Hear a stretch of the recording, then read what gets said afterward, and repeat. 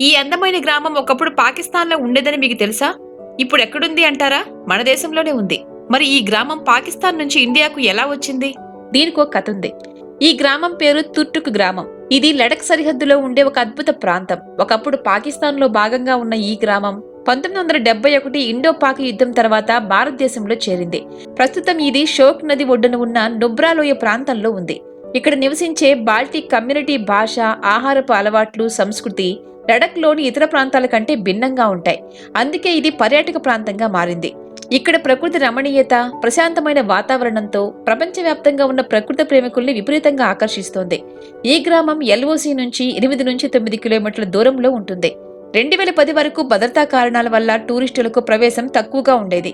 అయితే ఇప్పుడిది పూర్తిగా పర్యాటక ప్రాంతంగా మారింది. ఈ తుర్టుక్ గ్రామం లేహ్ నుంచి దాదాపు 205 కిలోమీటర్ల దూరంలో ఉంటుంది. ఈ ప్రయాణం ఒక అద్భుతమైన అనుభవం. అందుకే ఇది దేశంలోనే హాట్ టూరిస్ట్ స్పాట్ గా మారింది.